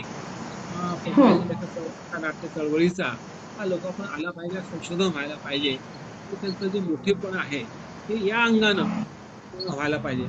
एक वैचारिक ठाम भूमिका असणारा लेखक आपली वैचारिक प्रतिबद्धता साहित्यात कशी कलात्मकतेला बाधा न येता उतरू शकतो, ह्याचं एक चांगलं आदर्श उदाहरण अण्णाभाऊ साठे आहे. खूपच छान सर, तुम्ही म्हटल्याप्रमाणे सर खरंच अण्णाभाऊंचं साहित्य दांडगं आहे. 1.5 दिवस शाळा शिकलेला विद्यार्थी, ज्यांनी फक्त 1.5 दिवस ज्यांनी फक्त शाळेमध्ये पाय ठेवला होता, त्या माणसाने आज एवढं मोठं साहित्य निर्माण केलेलं आहे की आज ते साहित्य महाराष्ट्राच्या खरं तर कानाकोपऱ्यामध्ये पोहोचायला हवं होतं, पण जितकं म्हणायला पाहिजे तितक्या प्रमाणात ते पोहोचलं नाही. खरं तर अण्णाभाऊंची फकीरा, माकडीचा खेळ याच्या व्यतिरिक्त जे अण्णाभाऊंचं लिखाण आहे, त्या लिखाणातल्या नायिका आहेत, नायक आहेत, हे रांगडे आहेत, पण हे आज प्रत्येक महाराष्ट्राच्या कानाकोपऱ्यामध्ये पोहोचलं असं म्हणता येणार नाही. पण सर, ज्या काळामध्ये अण्णाभाऊ लिहित होते त्या काळातील एक मराठी साहित्य खऱ्या अर्थाने मनोरंजनामध्ये कुठेतरी गुंतलेलं होतं. आणि अशा वेळेस अण्णाभाऊंनी साहित्यामधला जो त्यांचा प्रवास झाला, त्यांची प्रत्येक नायिका ही ग्रामीण भागातली नायिका होती, त्यांचा वर्ग हा शोषित वर्ग होता आणि त्यांनी त्यांच्या लिखाणातून एका वर्गाला, एका शोषित वर्गाला, एका ग्रामीण भागातील पीडित महिलेला त्यांच्यावरती होणाऱ्या अन्याय अत्याचार त्यांनी न्याय देण्याचा एक प्रयत्न कुठेतरी ते करत होते. एकंदरीत सर या प्रवासाकडे बघताना तुम्ही लेखकांना काय सांगाल? थोडस आधी दुरुस्त करतो की त्यांचं साहित्य मराठीमध्ये चांगलं पोचलेलं आहे. त्यांच्या कादंबऱ्या 8 सिनेमा निर्माण झालेले आहेत. त्यांची फकीरा कादंबरी खूप लोकप्रिय आहे. परंतु कादंबरीच्या पलीकडे एक चिंतनशील लेखक म्हणून त्यांची जे हे होती, प्रतिमा होती किंवा त्यांचा, आणि त्यांनी जे मार्क्सवादाचा विचार केला होता आणि त्यांनी जे योगदान दिलं होतं प्रगतीशील लेखक चळवळीला आणि इप्टाला, ते आपण विसरलेलं आहोत. ते पुरेशा प्रमाणात आलं नाही, हे मला सांगायचं आहे. त्यांची लोकप्रियता होती कारण त्या कादंबऱ्या अतिशय वाचनीय होत्या, गरिबांचं दुःख मांडणाऱ्या असल्यामुळे लोकांना आवडत होत्या. परंतु त्यामागचा त्यांचा जो एक ठाम विचार होता आणि त्या विचारामध्ये समाज बदलण्याचं सामर्थ्य होतं, तो विचार लोकांच्या मनात रुजला गेला नाही, तिथपर्यंत पोहोचला नाही. कारण अनेक असतील, त्याच्या चर्चेची गरज नाहीये. परंतु तो पोहोचला नाही, ही वस्तुस्थिती आहे. ती ह्या निमित्तानं आता त्यांची शताब्दी आज संपलेली आहे. त्यांचं 101 जयंती सुरू झालेली आहे. तर पुढील काळामध्ये ह्या दृष्टी विचार व्हायला पाहिजे, संशोधन व्हायला पाहिजे असं मला वाटतं. म्हणून हा मुद्दा मांडलेला आहे. आता त्यांनी जे लिखाण केलं, आजचे लेखक बोध हाच घेतला पाहिजे की लेखकानं हस्तिदंती मनोरात राहून चालणार नाही. त्याने जीवनाचा अनुभव घेतला पाहिजे आणि अभिजन वर्गाच्या भरलेल्या पोटाची चिंता न करता, त्याला फक्त रंजन न करता, त्याला जीवन दर्शन घडवणारं आणि एक विचार देणारं साहित्य निर्माण केलं पाहिजे. आणि मला वाटतं की हा जो विचार आहे आज भारतीय साहित्यानं, मराठी साहित्यानं बऱ्यापैकी अंगीकारला आहे. जेव्हा अण्णाभाऊ साठे लिहित होते तेव्हा हा विचार फारसा स्वीकारला गेला नाही. पण जेव्हा 1960 साल आलं, दलित साहित्य सुरू झालं, ग्रामीण साहित्य चळवळ सुरू झाली, स्त्रीवादी साहित्य आलं आणि त्यानंतर आदिवासी साहित्य आलं, त्यानंतर मुस्लिम साहित्य सुरू झालं. त्यामुळे मराठी साहित्यामध्ये लोकांसाठी लिहिलं पाहिजे आणि जीवनासाठी कला आहे आणि जीवनाच्या पलीकडे जाऊन विचार देणारी कला आहे. हा विचाराला सर्व मान्य झालेला आहे आणि भारतीय साहित्यामध्ये खास हिंदी उर्दूमध्ये हा विचार तेव्हापासून मान्य झालेला आहे. एका अर्थानं त्यांनी जो विचार मांडलेला आहे तो आज सर्व मान्य झालेला आहे. पण ह्याचा अर्थ असा नाही की लेखकाने विचार करता कामा नये. आजचे प्रश्न अधिक गंभीर झालेले आहेत. का गंभीर झालेले आहेत? आज गेल्या 25-30 वर्षामध्ये जागतिकीकरणानंतर जी परिस्थिती आलेली आहे, ही जी विषमता वाढलेली आहे, श्रीमंत अधिक श्रीमंत होते, गरीब अधिक गरीब होत चाललेले आहेत आणि शोषणाची जी निग्रहणता आहे, भांडवलशाहीची जी क्रूरपणा आहे हा अधिक वाढत चाललेला आहे आणि गरिबी अधिक असहाय्य होत चाललेली आहे. आज शेतकऱ्यांच्या ज्या आत्महत्या होतात हेच सांगतात की बाबा आज आपल्याला शेतकऱ्यांना काम करून जगता येत नाही, तेवढं वेतन मिळत नाही किंवा पैसा मिळत नाही, त्याला शेवटी मजबूर आत्महत्या करावी लागते. म्हणजे शेतकऱ्याची आत्महत्या हे आपल्या विषम विकास व्यवस्थेचं, अर्थव्यवस्थेचं क्रूप फळ आहे. म्हणून त्या अर्थानं पुन्हा एकदा हा मानवमुक्तीचा लढा हा नव्यानं लढला गेला पाहिजे भारतामध्ये, जगामध्ये. हे सूत्र आहेच आहे, परंतु या सूत्राला पूरक असं काम लेखक करू शकतं, लोकांची मनोभूमिका बदलू शकतं, लोकांना विचार देऊ शकतं. तर साहित्यातून आपल्याला हे घेता आलं पाहिजे आणि ह्याचं भान लेखकाने ठेवलं पाहिजे. हा त्या निमित्तानं आपल्याला अण्णाभाऊ साठेकडून ही प्रेरणा घेतली पाहिजे, हा विचार घेतला. नक्कीच सर. सर, संयुक्त महाराष्ट्राची चळवळ आणि या चळवळीत मुलींचं योगदान आणि याबद्दल तुम्ही एकंदरीत म्हणजे अण्णाभाऊ साठेंच्या जीवनातलं हे अत्यंत रोमहर्षक असं पर्व होतं. मी मगाशी बोललो होतो ना, जसं तेलंगणाच्या शेतकरी संग्रामामध्ये हैदराबादचे एक उर्दू मोठे कवी मखदूम साहेब, ज्यांचं गाणं तुम्हाला काही आठवत असेल, फिर चिडी भात फुलों की बाजार से मध्ये गाणं त्यांचं आहे, किंवा एक चमेली की मंडवे तले दो बदन आगर प्यार किया. रोमॅन्टिक कवी जेव्हा त्यांना शेतकऱ्याचं दुःख असहाय्य झालं, ते आपली लेखणी बाजूला ठेवली, त्याला आराम दिला आणि बंदूक घडून कम्युनिस्ट नेते म्हणून ते सामील झाले होते. त्याच पद्धतीनं जेव्हा महाराष्ट्र अन्याय झाला होत होता आणि द्वैभाषिकामध्ये आपल्याला जखडून आपल्याला गुजराती लोकांची गुलामगिरी लादायचा जो डाव होता आणि मुंबई महाराष्ट्र तोडायचा डाव होता, तो डाव सफल होऊ नये आणि खऱ्या अर्थानं मराठी भाषेचा संयुक्त महाराष्ट्र व्हावं म्हणून हा लढा सुरू झाला. या लढ्यामध्ये खूप दिग्गज नेते होते, श्रीपद अमृत डांगे होते, SM जोशी होते, आचार्य होते, असे अनेक लेखक होते. परंतु त्याचबरोबर लोकांचं प्रबोधन करणं आणि लोकांपर्यंत हा विचार नेण्यासाठी लाल बावटा कला पथकानं द्वारे अण्णाभाऊ साठे आणि त्यांचे 2 साथीदार शाहीर अमर शेख आणि शाहीर दना गव्हाणकर या तिघांनी अक्षरशः महाराष्ट्र पिंजून काढला, मुंबई पिंजून काढली आणि लोकांना ह्या लढ्याला उद्युक्त केलं. 106 हुतात्मे झाले, संयुक्त महाराष्ट्र आला. तर या चळवळीमध्ये जसं नेत्यांनी खूप मोठं योगदान दिलं, त्याचप्रमाणे 3 शाहिरांना, खरे हे नुसते शाहीर होते, ते नेतेच होते, फक्त ते काव्यातून व्यक्त होणारे नेते होते आणि हे अत्यंत रोमहर्षक पर्व होतं. आणि जेव्हा महाराष्ट्र संयुक्त महाराष्ट्र झाला, परंतु बेळगाव महाराष्ट्रात राहिला नाही आणि तिकडे डांग गुजरातला गेला, म्हणजे आपला जे स्वप्न होतं ते अपुरं राहिलं. तेव्हा अण्णाभाऊ साठेंची लावणी लिहिली होती आधी लिहिली होती ती तेव्हा गावाकडे कामगार मुंबईला येतो आणि त्यांची पत्नी आई वडील गावाकडे राहतात म्हणून त्याला पती आठवून तो म्हणतो माझी मैना गावाकडे राहिली. नंतर संयुक्त महाराष्ट्र झाल्यानंतर हा लढा संपन्न झाल्यानंतर बेळगाव आपला तर आला नाही, बेळगाव तिकडे दूर राहिला, महाराष्ट्रात आला नाही, म्हणून त्या अर्थानं ते बेळगावला देखील लागू पडणारी लावणी आहे. का एखादा कलावंत एका प्रसंगी लिहितो परंतु तो विचार इतका महत्वाचा असतो तो नंतर देखील लागू पडतो, अशी त्यांची होती. तर हे पर्व अत्यंत महत्वाचं होतं कारण लेखकांनी लेखाची लेखणी किती ताकदवान असते हे दोघांनी दाखवून दिलं.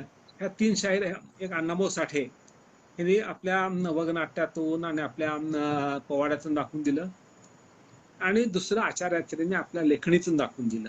ह्या 2 लेखकांनी म्हणजे लेखक किती सामर्थ्यवान असू शकतो ह्याचं प्रत्यंतर दिलेलं आहे.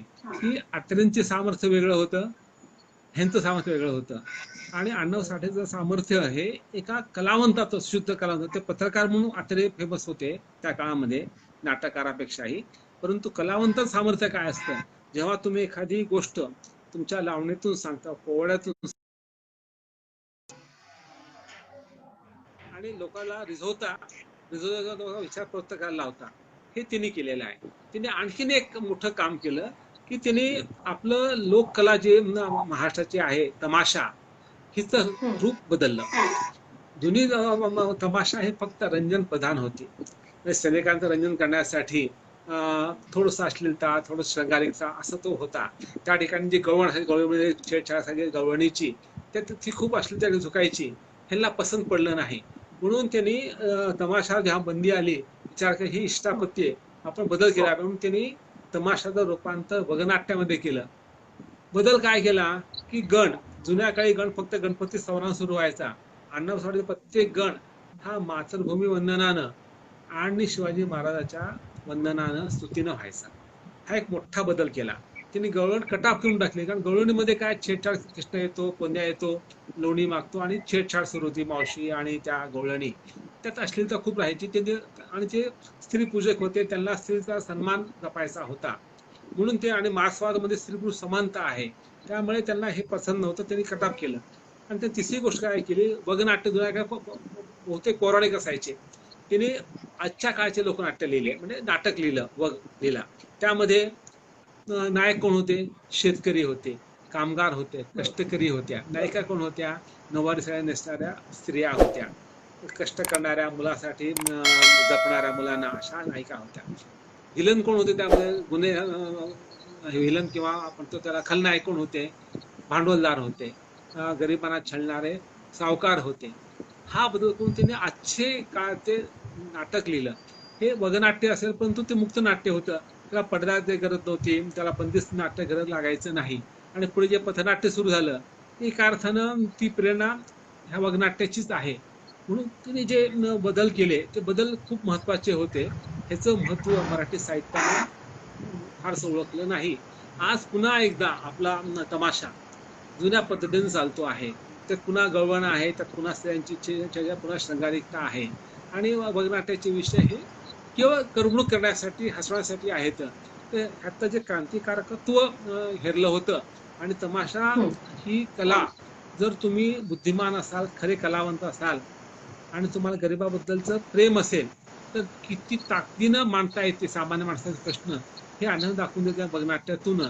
आज पुन्हा एकदा आपण ते विसरले आहोत. म्हणून आजच्या तमाशा कलावंतांनी अण्णाभाऊ साठे हे शिकलं पाहिजे की आपल्या तमाशाला एक सामाजिक वळण दिलं पाहिजे, त्यात त्या अश्लीलता कमी केली पाहिजे, रंजन ठेवून प्रबोधन केलं पाहिजे. हा त्यांचा एक फार मोठा गुण आपल्या आजच्या वगनाट्य लिहिणाऱ्या लेखकांनी घेतला पाहिजे असं मला वाटतं. नक्कीच सर, फार सुंदर. निलेश कोवळकर देखील माहिती आणि सर आपल्याला प्रेक्षकांच्याकडून प्रश्न येत आहे. पण सर माझा पुढचा की अण्णाभाऊ एखादा दुसरा प्रश्न घ्यायला हरकत नाही, एखादा दुसरा चांगला प्रश्न असेल घ्यायला माझी तयारी आहे. आता तुझा प्रश्न विचार काय ते. हा हो नक्कीच. सर अण्णाभाऊंचं होतं. आजच्या जनचळवळी होताना बघायला मिळत आहेत का? आणि जर ते होत असेल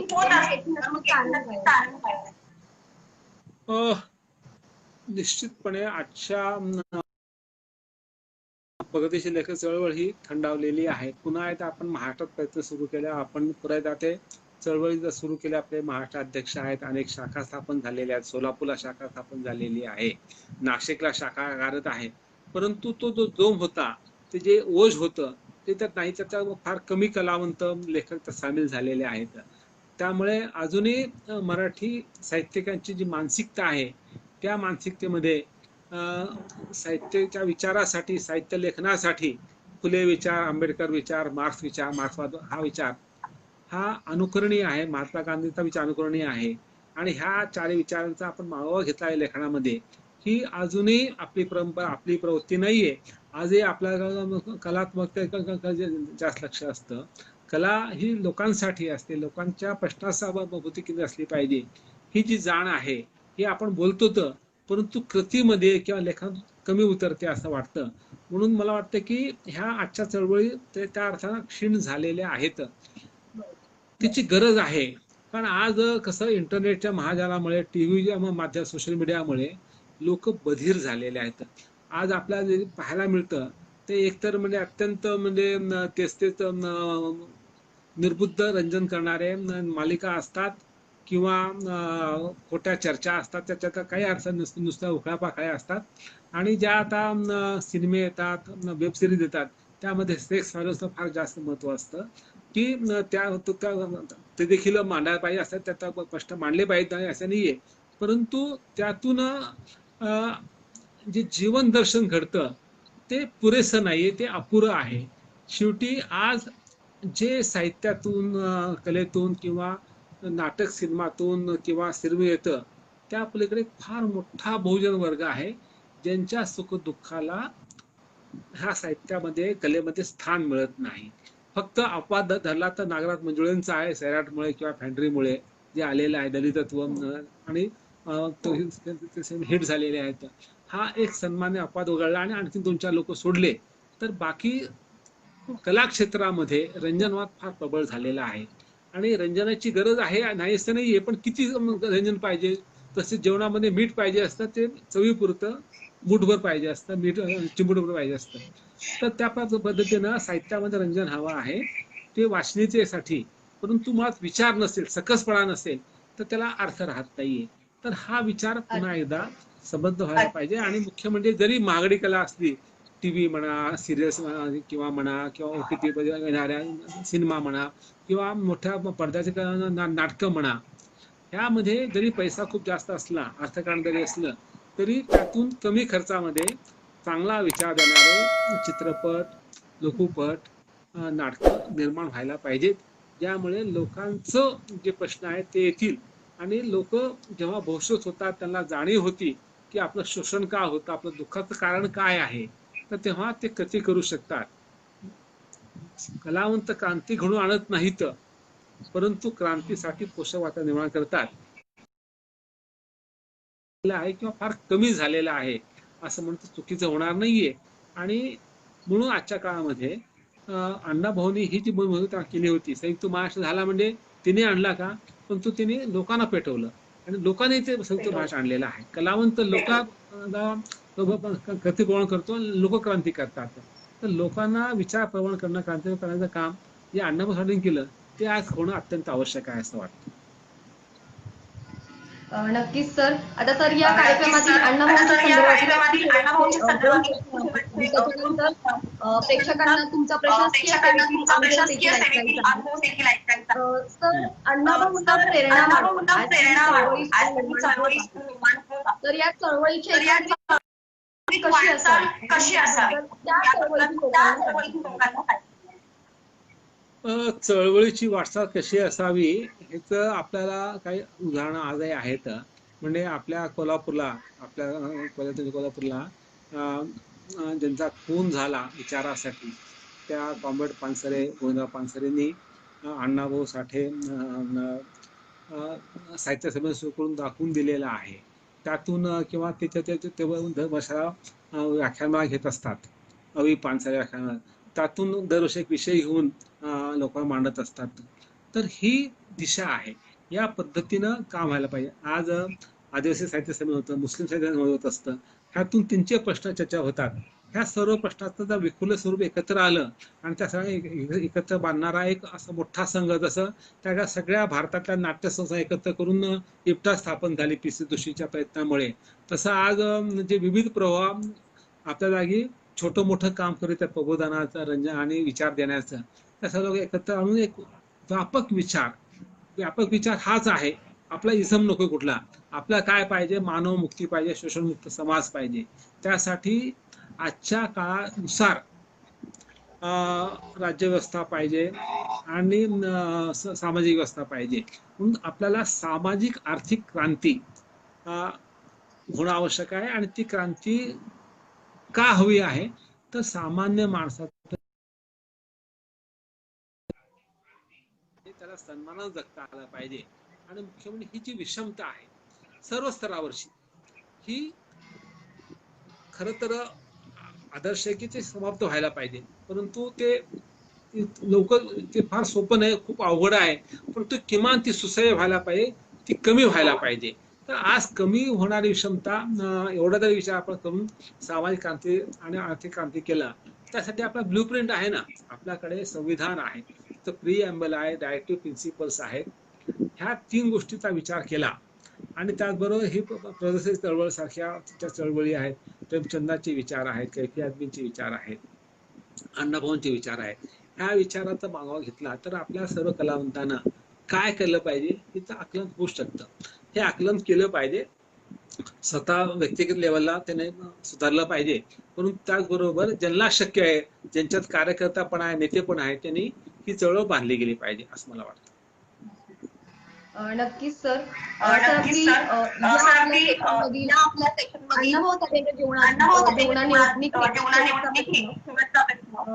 अण्णाभाऊ अण्णाभाऊंची सर्व पात्र बंधुखोर आहे. आजच्या चळवळीने कोणती गोष्ट घेतली पाहिजे आणि आजच्या स्त्री चळवळी सुद्धा साहित्याकडे किती प्रमाणात वळल्या पाहिजे, ती काळाची गरज आहे. अण्णाभाऊ साठेंच्या ज्या स्त्री व्यक्तिरेखा होत्या, ह्या तेजस्वी होत्या, अन्यायाविरुद्ध झगडणाऱ्या होत्या आणि जीवनावर श्रद्धा ठेवणाऱ्या होत्या. तेव्हा स्त्रीनं समर्थ बनलं पाहिजे, स्त्री पुरुष समता एकत्र नांदली पाहिजे, त्या दृष्टीने पुरुषाने बदललं पाहिजे. आणि स्त्री मुक्ती ही पुरुषांच्या मानसिक बदल होण्याशिवाय शक्य होणार नाही. तर पुरुषांची मानसिकता बदलली नाही, पुरुष जर आधी स्त्रिया समजत असेल तर स्त्री मुक्ती संभव नाही आजच्या जगात, कारण 50% लोक पुरुष असतात. तिने बदललं पाहिजे. म्हणून ते स्त्री मुक्तीची चळवळ एका अर्थानं ही मानव मुक्तीची चळवळ आहे आणि पुरुषांची मानसिकता देखील बदलण्याची चळवळ आहे. मुळात स्त्रीमुक्ती चळवळ म्हणजे स्त्रीनं खंबीर होणं, स्वतः शिक्षण घेऊन स्वावलंबी होणं, आपला निर्णय स्वतः घेणं, तिला निर्णय स्वातंत्र्याची संधी मिळणं, आणि जर मिळत नसेल तर तिने ती स्वतः प्रयत्नात ती मिळवणं, ही खरी स्त्री मुक्ती आहे. आणि त्याला दुसरा पैलू म्हणजे पुरुषांची मानसिकता बदलून पुरुषांनी स्त्रीकडे देवी म्हणून पाहू नका, दासी म्हणून पाहू नका, तिला एक माणूस म्हणून पहा, मानव म्हणून पहा. आणि आपण दोघंही समान आहोत, एक जैविक भेद सोडला तर. त्यामुळे आपण दोघांनी मिळून आपल्याला जीवन जगायचं आहे, सहजीवन करायचं आहे. सहजीवनात देखील, प्रेमात देखील पुरुष स्त्रियाकडून गुलामी अपेक्षित करत असतो, हे चुकीचं आहे. प्रेम आणि सहजीवन हा सन्मान मागतं, देणं घेतलं पाहिजे, त्यापर्यंत दिलं पण पाहिजे, दिलं अधिक पाहिजे, घेतलं अधिक कमी घेतलं पाहिजे. पुरुष हा अधिक घेतो, कमी देतो, स्त्री अधिक देते आणि कमी तिला मिळतं.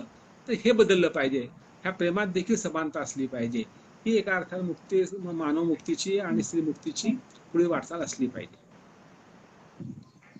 बरोबर आहे सर. सर आता सर्वात महत्त्वाचं सर, तुम्ही जिल्हाधिकारी होता आणि आजच्या विद्यार्थ्यांच्या मध्ये जर बघितलं करिअरच्या बाबतीमध्ये विद्यार्थी निराश आहे. अगदीच ऑनलाईन शिक्षण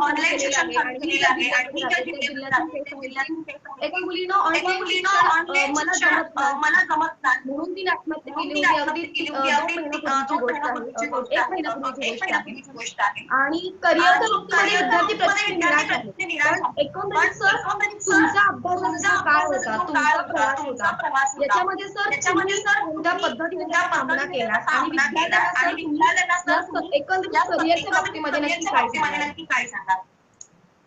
खरं तर तरुणांनी निराश का व्हावं हा मला प्रश्न पडतो. कारण तरुण म्हणजे बंडखोर असतो. जगात जेव्हा तुमचं तारुण सळसळतं असतं तेव्हा तुमच्यामध्ये जग बदलायची हिंमत असली पाहिजे. अशा वेळी आपण झगडा करायचं, संघर्ष करायचा का संघर्षापुढे पराभूत व्हायचं आणि आत्महत्या करायची, नैराश्य व्हायचं, हा प्रश्न आहे. कुठेतरी मला वाटतं की संघर्षाविना जेव्हा तुम्हाला यश मिळतं किंवा वडिलांनी संघर्ष केलाय आणि वडील मुलांना पॅम्पर करतो किंवा आता मी खूप त्रास सहन केला, मुलाला छान जगता आलं पाहिजे म्हणून तुम्हाला म्हणजे लाड करतो वाजवेपेक्षा जास्त, त्यामुळे पुढची पिढी ही कमकुवत होत चाललेली आहे. त्यामुळे ती मानसिक दृष्ट्या कमकुवत होत चाललेली आहे. तर ते आपण पालकांनी टाळलं पाहिजे आणि तरुणांनी विचार केला पाहिजे की जग आपल्याला हे जे जीवन मिळालं ते एकच जीवन असतं, पुन्हा काही जीवन नसतं, नंतर काही नसतं. ते हे जीवन आपल्याला जे मिळालेलं आहे ते एका विशिष्ट हेतून मिळालेलं आहे. फिलॉसॉफी हे सांगतं की माणसा जीवनाचा पर्पज आहे की मानवी संस्कृती अधिक समृद्ध करणं, आपलं जीवन एनरिच करणं आणि त्यासाठी संघर्ष कोणाला चुकलेला आहे. जगामध्ये कोणी सुखी राहू शकत नाही. कुठली गोष्ट तुम्हाला मिळत नाही सहजासहजी. तुम्हाला संघर्ष करावा लागतो आणि संघर्ष केल्यानंतर जर यश मिळतं ते यश अधिक चांगलं असतं. जसं तुम्ही खूप काम केल्यानंतर जेव्हा जेवता तेव्हा तुम्हाला ते अन्न अधिक चांगलं गोड लागतं. या पद्धतीने संघर्ष केल्याविना जर यश मिळालं तर ते यशाची किंमत राहत नाही आणि मग तेव्हा अपयश आलं की माणसाचं मन त्याला तयार नसतं. आणि हे लक्षात ठेवा की आपल्या जीवनामध्ये चढउतार येतच असतात आणि ही कुठली गोष्ट ही क्षणिक असते की आजचं जे दुःख आहे, आजचं जे नैराश्य आहे हे उद्या संपणार आहे, टिकणारं नाहीये. हा विचार आपण केला पाहिजे आणि हा विचार त्याला शिक्षणातून दिला गेला पाहिजे आणि शिक्षणातून त्याला ज्ञान दिलं पाहिजे, त्याला कौशल्य दिलं पाहिजे जगण्यासाठी, रोजगारासाठी. त्याचबरोबर त्यानं खऱ्या अर्थानं मन कणखर करून जगण्यासाठी. तर आपण शेवटच्या टप्प्यामध्ये आहोत की आज तरुणांच्या नैराश्य वाढलेलं आहे. खास करून जे स्पर्धा परीक्षेचा अभ्यास करतात ते या नैराश्याचा सामना करत आहेत आणि ऑनलाईन शिक्षण पद्धती चालू झालेली आहे. तर एकंदरीत सर तुम्ही आमच्या विद्यार्थ्यांना काय सांगाल? स्पर्धा परीक्षा हे एक महत्वाचं समाजसेवेचं साधन असं मी मानणार माणूस आहे आणि शेवटी देशाचा कारभार चालवण्यासाठी आणि देशाची प्रगती करण्यासाठी जसे राजकीय नेते लागतात त्याप्रमाणे उत्तम प्रशासक लागतात. असे प्रशासक लागतात ज्यांना समाजाची जाण आहे आणि लोककल्याणकारी राज्य व्यवस्था स्थापन करण्यामध्ये आपली जी भूमिका आहे प्रशासकाची, ब्युरोक्रेटची, ती लक्षात घेऊन काम करणारे आणि संवेदनशील प्रशासक खूप गरज आहे. त्यामुळे हे अतिशय चांगलं माध्यम आहे समाजसेवेचं आणि एक चांगली करिअर आहे. त्यासाठी आपल्याला बोलत असलं पाहिजे, भरपूर अभ्यास केला पाहिजे, वाचन केलं पाहिजे आणि मला वाटतं की जो विद्यार्थी ज्याला स्पर्धा परीक्षा क्रॅक करायची आहे त्याला आपण 2 वर्ष अभ्यास व्यवस्थित केला तर त्याला निश्चितपणे यश मिळू शकतं असं माझा सुधारणा आहे. त्यामुळे आपण कसा अभ्यास करायचा हा अभ्यास निवडक पण खूप सखोल असला पाहिजे, बौष्टिक करणारा अभ्यास असला पाहिजे आणि विषय समजून घेतला पाहिजे आणि तो कसा लिखाणातून व्यक्त होईल, निबंध लेखन असेल किंवा दीर्घ प्रश्नोत्तर त्यातून व्यक्त करण्यासाठी आपला सराव केला पाहिजे. आणि मला आणखीन एक सांगाय की आज प्रत्येक स्तरावर 30% महिलांचं आरक्षण आहे. त्यामुळे महिलांसाठी अतिशय चांगली ही सेवा जास्त संख्येने आल्या तर एक त्याला वेगळा मानवी स्पर्श मिळू शकेल आणि आपला जो स्त्री वर्ग आहे त्या वर्गाचे जे प्रश्न आहेत तर हे स्त्री अधिकारी निश्चित समजून घेतील आणि त्यांना न्याय मिळू शकेल. जो न्याय कदाचित पुरुष अधिकारी एक कमी प्रमाणात देऊ शकतील असं वाटतं. देणार नाही असं नाही, परंतु प्रमाण कमी असते. त्यामुळे हे कधी चांगलं आहे. पण हे करत असताना आपण प्लॅन बी तयार ठेवला पाहिजे. हजारो लाखो असतात आणि पद अगदी 100-200 पेक्षा जास्त नसतात. तेव्हा कितीही तुम्ही प्रयत्न केला तरी काही लोकांना ही परीक्षामध्ये उत्तीर्ण शक्य होणार नाही. त्यामुळे आपण प्लॅन बी केला पाहिजे. आणि लक्षात घ्या, आपण जो अभ्यास करणार आहोत स्पर्धा परीक्षेचा, हा अभ्यास आपण इतका करायचा की आपल्याला इतर ठिकाणी देखील तो उपयोगी पडला पाहिजे. आणि आपल्याला दुसरा एक प्लॅन बी तयार करून त्या आपला वेगळं करिअर देखील पाहायला पाहिजे. तर ज्यांना हे प्लॅन बी जमलं आणि प्लॅन बी मध्ये सक्सेस झालेले आहेत, ते अधिकाऱ्यापेक्षा खूप मोठे झालेले आहेत. त्यामुळे ह्या ठिकाणी स्पर्धा परीक्षेमध्ये नैराश्य येता कामा नये. कारण अनेकांनी 5 वर्ष 6 वर्ष घालतात, वय 25 30 32 होतं, आणि मग त्याला नैराश्य येतं आणि मग ते काहीच काम करत नाहीत. तर असं होणार नाही ह्याची आपण थोडी काळजी घेतली पाहिजे. आणि त्यासाठी एक तर म्हणजे आपण मन खंबीर ठेवलं पाहिजे आणि एक सारासार विवेक विचार केला पाहिजे की काय शक्य आहे, काय शक्य नाही. हे प्रत्येक माणसाकडे कळतं. आपली झेप कितीपर्यंत आहे, त्या झेपेपुढे आपण आणखी 10% 20% जाऊ शकतो, पण 100% आपल्याला जाता येणार नाही. कारण शेवटी आपले जे इनहेरंट मर्यादा किंवा सामर्थ्य असतं प्रत्येक माणसाचं, ते आपल्याला जाणता आलं नाही तर आपली एक चुकीची महत्वाकांक्षा निर्माण होते आणि ती आपल्याला नंतर नैराश्य देऊ शकते. म्हणून आपण स्वतःला जाणलं पाहिजे. आणि केवळ स्पर्धा परीक्षा मध्ये यश मिळालं म्हणजे सगळं मिळालं असं म्हणता, ते केवळ एकमेव क्षेत्र जिथे आपलं होतं यशस्वी, अशा अनेक क्षेत्र आहेत. तर तुम्ही काही अनकन्व्हेन्शनल क्षेत्र पाहायचा प्रयत्न केला पाहिजे आणि प्लॅन बी प्लॅन सी असला पाहिजे. आणि हे सर्व असताना शेवटी आपलं जीवन महत्वाचं आहे. आणि आपण ज्या क्षेत्रात जिथं काम करू, जे काम करूत, ते काम उत्तम करूत आणि समाजासाठी उपयोगी ठरूत. एक माणूस म्हणून आपण चांगला जगूयात आणि आपली मानवी संस्कृती जी आहे, समता बंधुता आणि स्वातंत्र्याची, ती समृद्ध करूयात. जीवनाचा आनंद घेऊयात आणि आनंदामध्ये आपल्या गरिबांना सामील करून घ्यावं. असं जर दृष्टी ठेवला तर आपलं नैराश्य येणार नाही. कारण नैराश्य हा आपल्या करिअरमध्ये असा मोठा बाधा आहे.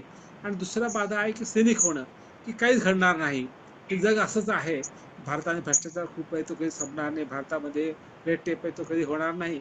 असं म्हणून बसला तर काम कधीच होणार नाही. हे रेड टेप आहे, तो का निर्माण झाला हे मी लक्षात अभ्यास करीन आणि माझ्यापर्यंत त्यात 10% 20% 25% कमी करायचा प्रयत्न करेन.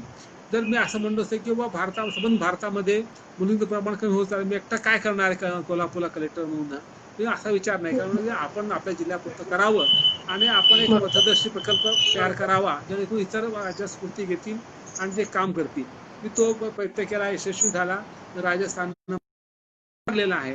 आज 100 जिल्ह्यामध्ये हा प्रयोग चालू आहे आणि मुलींचं प्रमाण काही प्रमाणात वाढलेलं आहे, ते ह्या प्रमाणात वाढलेलं आहे. हे समाधान आहे. म्हणून आपल्याला बदल करता येतो. बदल करण्यासाठीच आपला जन्म आहे, हे प्रत्येक ओळखलं पाहिजे. तर आपलं योगदान थोडं कमी असेल जास्त असेल, पण ते योगदान असणं महत्वाचं आहे आणि आपल्या शक्तीनुसार देणं हे महत्वाचं आहे. हे जर आपल्या मनात असेल तर आपल्याला निराश येणार नाही आणि आपलं लाईफ हे खऱ्या अर्थानं समृद्ध आणि यशस्वी होऊ शकतं. अगदीच तर फार महत्वाचा तर मुद्दा तुम्ही इथे केलेला आहे की नैराश्य आलं तरी विद्यार्थ्यांनी खचून जाऊ नये. आणि ही प्रत्येक मुलाखत सर आज स्पर्धा परीक्षेचा अभ्यास करणारा विद्यार्थी ऐकत आहे याची मला खात्री आहे. कारण की आपण विद्यार्थ्यांच्या कमेंट देखील बघणार आहोत. पण एकंदरीत सर तुम्ही या मुलाखतीबद्दल तुमचा अनुभव काय सांगाल? मला मुलाखतीबद्दल खूप समाधान आहे. एक तर मला या निमित्तानं अण्णाभाऊ साठेचं स्मरण करता आलं, वंदन करता आलं आणि त्यांचा एक वेगळा पैलू जो आतापर्यंत फारसा लोकांच्या विचारात नव्हता, तो मला सांगता आला. म्हणजे त्यांचं जे योगदान आहे परदेशी चळवळीचं आणि इप्टामधलं, ते मला सांगता आलं. हे समाधान आहे.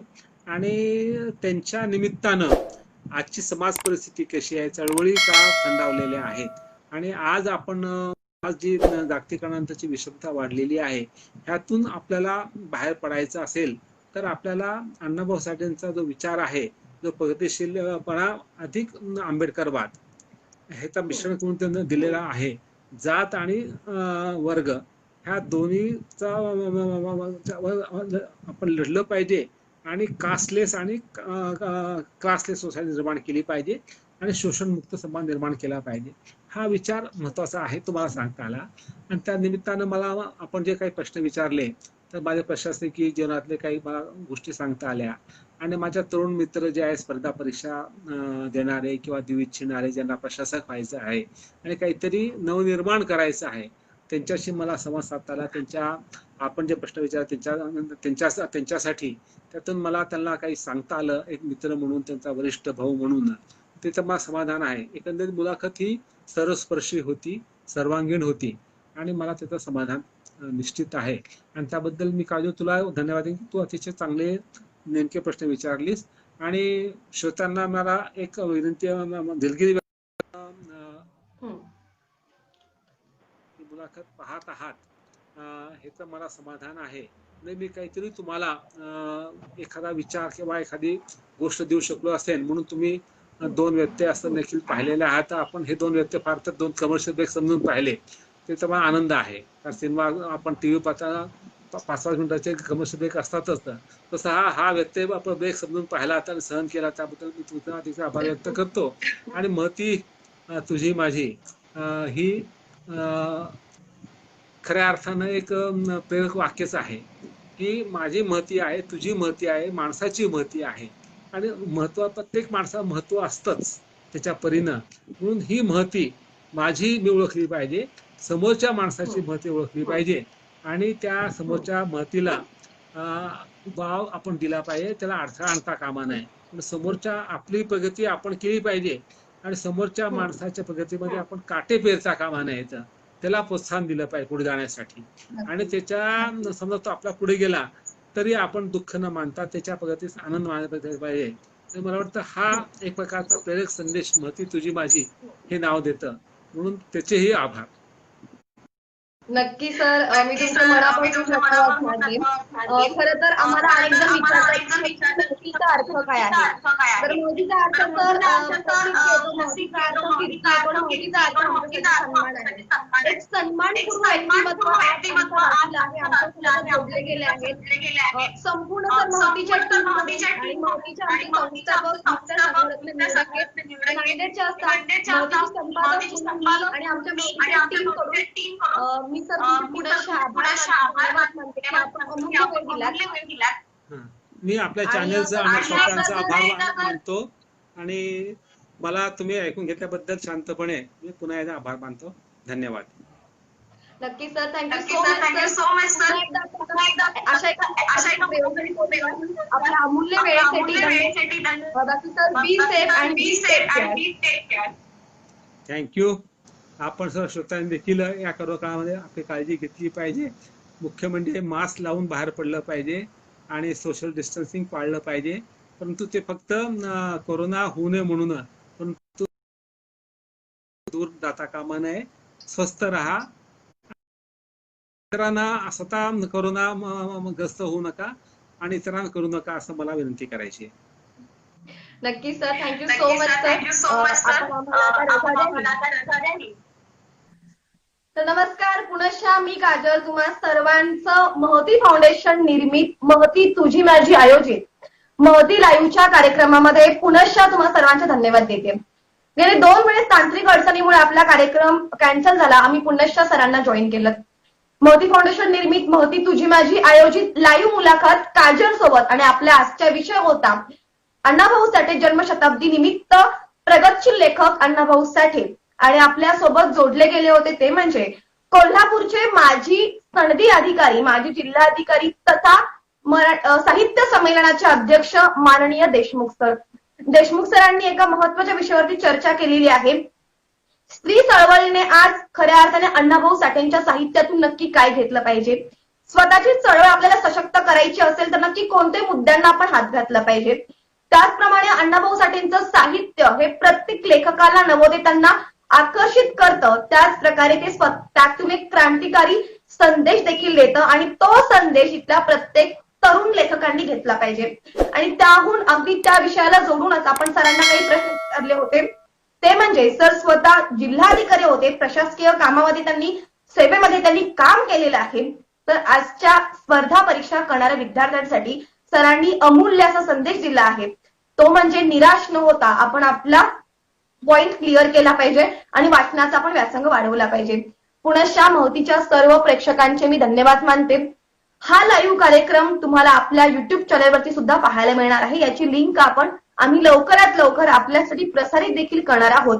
बाकी आपण पुन्हा भेटणार आहोत नवीन मान्यवरांसोबत नवीन विषय घेऊन. तोपर्यंत तुम्ही महती लाईव्ह चॅनेल पाहायला आणि सबस्क्राईब करायला विसरू नका.